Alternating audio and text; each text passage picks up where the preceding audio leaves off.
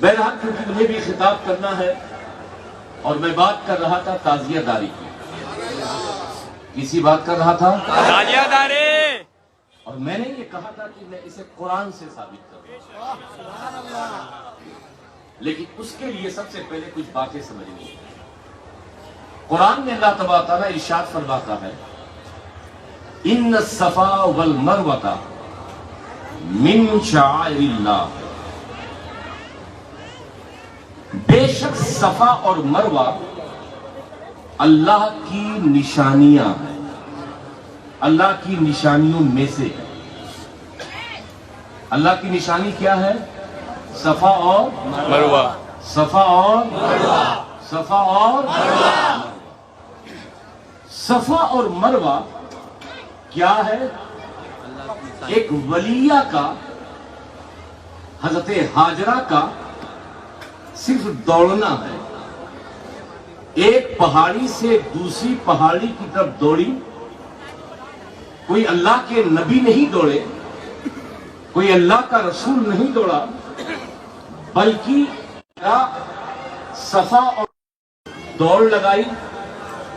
اللہ کو آپ کا یہ دوڑنا اتنا پسند آیا، اتنا پسند آیا کہ اس دو چھوٹی پہاڑی کو اپنی نشانی قرار دیا. اس آیت کی تفسیر میں صدر الافاضل حضرت سید نعیم الدین مراد آبادی علیہ رحمہ فرماتے ہیں کہ اللہ کی نشانیاں صرف صفا اور مروہ نہیں، بلکہ اس سے مراد ہر وہ مقدس مقامات جو اللہ والوں سے، جو اللہ کے محبوبین سے، جو اللہ کے پسندیدہ بندوں سے منسوب ہو، وہ بھی اللہ کی نشانیاں ہیں. وہ کہتے ہیں کہ جیسے مقام ابراہیم، یہ منی، یہ عرفات، یہ مزدلفہ، یہ سب کچھ اللہ کی نشانیاں. زمانوں میں محرم، ذی القعدہ، ذی الحجہ، رجب، یہ اللہ کی نشانیوں میں سے ہیں. اور جو ان چیزوں سے منسوب ہے، اذان، اقامت، یہ مینارے، یہ سب کچھ اللہ کی نشانیوں میں سے ہے. سبحان اللہ. تو صفا و مروہ ہی نشانی نہیں، بلکہ جو مقدس مقامات ہیں، جو کسی ولی سے، جو کسی نبی سے، جو کسی ولیہ سے منسوب ہے، وہ سب اللہ کی نشانی ہے. اتنی بات سمجھ گئے؟ جی. بولیے. قربانی میں بکرا لاتے ہوں گے. کیا لاتے ہیں؟ بکرا. بکرا یا کوئی گائے بھی لاتے ہوں گے. یہ گائے ہے کیا؟ یہ بکرا ہے کیا؟ بکرا ہے، گائے ہے. اس کا مذہبی کیا تعلق ہے؟ قرآن کہتا ہے وَالْبُدْنَ جَعَلْنَاهَا لَكُمْ مِنْ شَعَائِرِ اللَّهِ. یہ بکرا جب تک تم نے قربانی کے لیے خریدا نہیں تھا، توجہ، یہ بکرا جب تک تم نے قربانی کے لیے خریدا نہیں تھا، تب تک وہ بکرا ہی تھا. یہ گائے جب تک تم نے قربانی کے لیے خریدی نہیں تھی، تب تک فقط وہ 4 ٹانگ والی گائے تھی. لیکن جیسے ہی بازار میں جانے کے بعد تم نے بکرا، تم نے گائے خریدی، اب یہ بکرا، یہ گائے نہیں رہی. وَالْبُدْنَ جَعَلْنَاهَا لَكُمْ مِنْ شَعَائِرِ اللَّهِ. اب یہ بکرا اللہ کی نشانی ہو گیا، اب یہ گائے اللہ کی نشانی ہو گئی.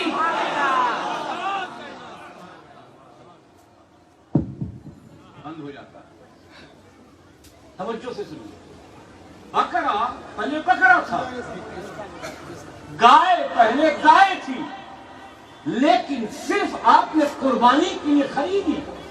قرآن کہتا ہے، یہ کوئی مفتی اور ملا نہیں بول رہا، اللہ کا فرمان ہے، وَالْبُدَنَ جَعَلْنَاهَا لَكُم مِّن شَعَائِرِ اللَّهِ، ہم نے اس قربانی کے خریدے ہوئے جانور کو اپنی نشانی بنا دیا۔ اتنی بات سمجھ لیے؟ یہ شفیع ملت اس کرسی پہ بیٹھے ہوئے، یہ کرسی کس کی ہے؟ دولہا پہ بیٹھ جائے، گھر پہ ان کی اماں ابا بیٹھ جائے، ٹھیک؟ میں سمجھا رہا ہوں آپ کے ذہن کو قریب کریں۔ یہ کرسی جس نے بنائی ہے بیٹھنے کے لیے، عالم بیٹھے، مفتی بیٹھے، امام بیٹھے، پنڈت جی بیٹھے، کوئی بیٹھے، لیکن مولانا صاحب آتے ہیں، مائک سنبھالتے ہیں۔ حاضرین، اشرف ملت منبر رسول پہ جلوہ گر ہیں۔ سبحان اللہ۔ حاضرین، اشرف ملت منبر رسول پہ جلوہ گر ہیں۔ تو میں نے کہا یہ رسول کا منبر کہاں سے؟ کیا یہ لکڑی مدینے سے آئی؟ کیا یہ کرسی مدینے سے آئی؟ کیا یہ صوفہ مدینے سے آیا؟ اس پہ تو پنڈت جی بھی بیٹھتے ہیں، اس پہ تو دولہا بھی بیٹھتا ہے، اس پہ تو نوشہ بھی بیٹھتا ہے۔ آپ کہتے ہیں یہ منبر رسول ہے، آپ یہ کہتے ہیں کرسی رسول ہے، آپ یہ کہتے ہیں کہ منبر رسول پر آل رسول تشریف فرما ہے، تو مولوی صاحب کہیں گے ہاں یہ کرسی ہر کام کے لیے یوز ہوتی ہے، مگر کیونکہ آل رسول بیٹھ گئے، نائب رسول بیٹھ جاتے ہیں، تو اب یہ کرسی نہیں رہ گئی، سبحان اللہ۔ اب یہ کرسی نہیں، اب یہ منبر نور، اب یہ کرسی بیٹھ جائے، کوئی مفتی بیٹھ جائے تو وہ منبر رسول ہو جائے، تو یہ کاغذ، یہ لکڑی کی تازیہ،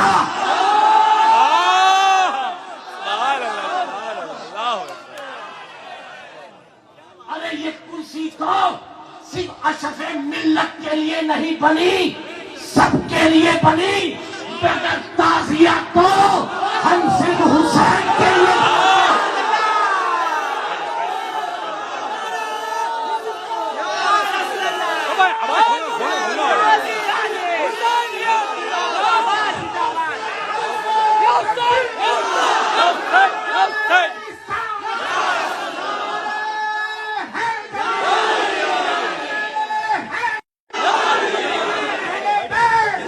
یہ تازیہ نکلتا ہے تو ہمیں کربلا کے حسین یاد، جب یہ تازیہ نکلتا ہے ہمیں کربلا کے 72 شہیدوں کی یاد دلاتا ہے۔ کہتے ہو تازیہ بند کرو، تھوڑی دیر کے لیے میں مان لیتا ہوں، 2 منٹ میری بات سنو الگ کر کے۔ پورا 11 مہینہ مولانا صاحب کچھ نہیں بولتے، جیسے ہی بقرعید آتی ہے حافظ جی کی بھی زبان 1.5 فٹ کی ہو جاتی ہے۔ تازیہ حرام، اعلیٰ حضرت نے فرمایا حرام، فلاں حضرت نے فرمایا حرام، یہ بدعت ہے، اوکے نو پرابلم، بٹ ایک شرط ہے، جس اعلیٰ حضرت کی تم مانتے ہو تو یہ عرس میں جو بھیڑ بھاڑ ہوتی ہے، یہ عرس میں جو اپنی بیوی کو اسکوٹر پہ بٹھا کے لے کے جاتے ہو آٹو میں، وہاں جو میلہ اور ٹھیلا ہوتا ہے، تو اعلیٰ حضرت کا فتویٰ اس میلہ اور ٹھیلا کے تعلق سے ہے، کیا ہے وہ بھی دیکھ لو۔ صرف تعزیہ میں ہی فتویٰ، تعزیہ ہی میں بدعت، سبحان اللہ، سبحان یہ تعزیہ داری حقیقت میں تشہیر حسینی ہے، تشہیر حسینی ہے۔ جب علم لے کر حضرت عباس کے چاہیے پرچم حسینی لے کر یہ حسینی اپنے گھر سے نکلتے ہیں اور جب غیر سنتا ہے کہ آخرکار یہ حسین حسین کون، تو یہ آواز ان لوگوں کو کوئی دیتا ہے، یہ وہی حسین ہے جو کربلا میں 22,000 لشکر کے آگے دبے نہیں، یہ وہی حسین ہے۔ ارے ہندوستان میں گاندھی جی نے کہا تھا کہ اگر آزادی کے لیے مجھے حسین کے 72 ساتھی مل جاتے ہندوستان کو کب آزاد کر لیتا۔ سبحان اللہ سبحان اللہ۔ یہ حسینی ہے، یہ حسینیت کا اعلان ہے، یہ حق کی صدا بلند ہو رہی ہے، باطل کے آگے نہ دبنے اور ڈرنے کا اعلان ہو رہا ہے، ظلم کے خلاف آواز ہو رہی ہے، برائیوں کے خاتمے کے لیے حسین ایک نشان پر یہ اس کا اعلان ہے۔ تو تعزیہ داری چھوڑو گے؟ ہاتھ اٹھا کے بولو۔ حضرت ابن سیرین فرماتے ہیں نسبتوں کے حوالے سے کہ اگر مجھے نبی کریم صلی اللہ علیہ وسلم کا بال مبارک مل جائے، منہ مبارک مل جائے، تو میں دنیا اور آخرت کی ساری دولت کو قربان کر دوں گا۔ اور تعزیہ کے حوالے سے سلسلہ قادریہ کے عظیم بزرگ حضرت سید عبدالرزاق باسوی فرماتے ہیں، حضرت عبدالرزاق باسوی فرماتے ہیں یہ تعزیہ صرف کاغذ اور لکڑی ہی نہیں ہے، اس تعزیے کے اندر کربلا والوں کی روح متوجہ ہوتی ہے۔ اور مجھے یہ واقعہ شیخ اعظم نے بیان سبحان اللہ سبحان اللہ سبحان اللہ۔ کہا حضرت شہباز سید شہباز بھاگلپوری سلسلہ شہبازیہ کے عظیم بزرگ، وہ تعزیہ داری کے خلاف یہ بات ختم کر دوں گا، وہ تعزیہ داری کے خلاف یہ کیا تماشا، یا حسین یا حسین، کاغذ کی تعزیہ لے کے دوڑ رہے ہیں یا حسین یا حسین۔ تو وہ اپنی چھڑی لے کے آتے اور سب کو بھگاتے۔ ایک دن ایسا ہوا کہ تعزیہ نکلا اور آپ اپنی چھڑی لے کے گئے کہ اپنے مریدوں کو سمجھائیں گے، اپنے مریدوں کو بتائیں گے کہ بھاگو یہاں سے، نکلو یہاں سے، یہ سب بدعت ہے، یہ غلط باتیں ہیں، یہ بری اسمیں ہیں۔ تو اپنی چھڑی لیے تھے، اپنا عصا لیے ہوئے تھے، اور جب وہاں بھگانے کے لیے گئے تو حضرت شہباز کے ہاتھ سے ان کا عصا چھوٹ جاتا ہے اور نہایت ادب میں یوں کھڑے ہو جاتے ہیں۔ اب کنفوس سے جو مرید تھے، جو حضرت کے کان میں بولے تھے، حضرت آپ کے مرید تعزیہ اٹھا رہے ہیں، آپ کے مرید تعزیہ اٹھا رہے ہیں، چلیے آپ ڈانٹیے۔ جب دیکھا کہ حضرت کا عالم ہی بدل گیا ہے، حضرت کا مزاج ہی بدل گیا ہے، حضرت مارنے آئے تھے، حضرت ڈانٹنے آئے تھے، حضرت کی لاٹھی چھوٹ گئی، کہا حضور خانقاہ میں جب پہنچے یہ آپ نے کیا کیا؟ آپ نے تو ان کو اور سہارا دے دیا، آپ تو ان کو ڈانٹنے گئے تھے، آپ تو ان کو مارنے گئے تھے، آپ تو انہیں سمجھانے گئے تھے، ہم نے دیکھا آپ کے ہاتھ سے لاٹھی چھوٹ گئی، آپ ادب کے ساتھ کھڑے ہیں۔ حضرت شہباز جواب دیتے ہیں، اے مریدو، میں گیا تھا اپنے مریدوں کو سمجھانے کے لیے، لیکن جب اس تعزیے کے پاس گیا تو مجھے امام حسین کا جلوہ نظر آیا۔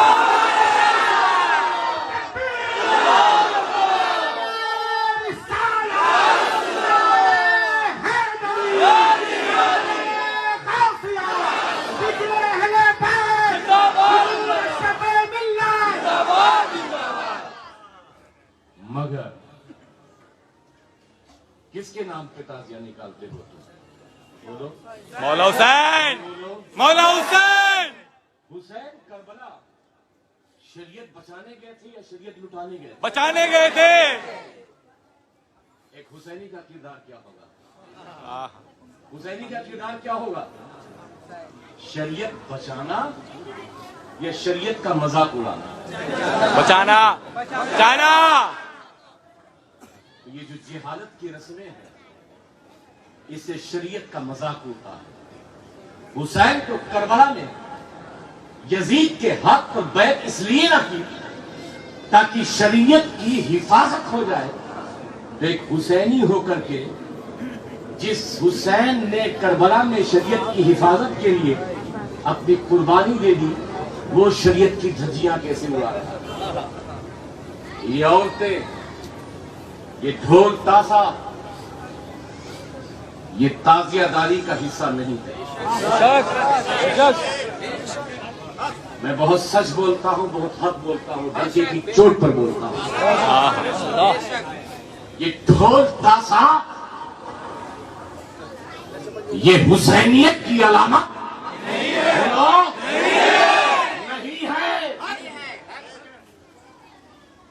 ہم تو یا حسین کے نعرے ان کی بارگاہ میں منقبت پڑھے، ان کی بارگاہ میں صلاۃ السلام پیش کریں، ان کے ذریعے اپنے بنگلہ دیش کے مسلمانوں کی ترقی کے لیے دعائیں کریں. یہ ڈھول تماشا، یہ عورتوں کا جانا، یہ حسینیت نہیں ہے. یہ حسینیت نہیں ہے. 11 مہینے کچھ دن تم اپنے بیوی کے کنٹرول میں رہتے ہو، محرم کے دن تم بیوی کو کنٹرول میں کر لو. کنٹرول میں نہ آئے تو پگہا سے باندھ دو، زنجیر سے باندھ دو. یہ حسینی جلوس ہے. سبحان اللہ. یہ امام علی پاک کا جلوس ہے. یہ حسین علیہ السلام کا جلوس ہے. یہ ہم مردوں کے لیے ہے، ہم نوجوانوں کے لیے، ہمارے بچوں کے لیے. اس لیے خرافات ختم کرو، ڈھول تاشا بند کرو. اپنے کو زنجیروں میں، اپنے کو رسیوں میں جکڑ کر کے حضرت عباس کا ایسے لے کے پرچم عباس، علم عباس لے کر چلو. سبحان اللہ. بے شک یہ کرو.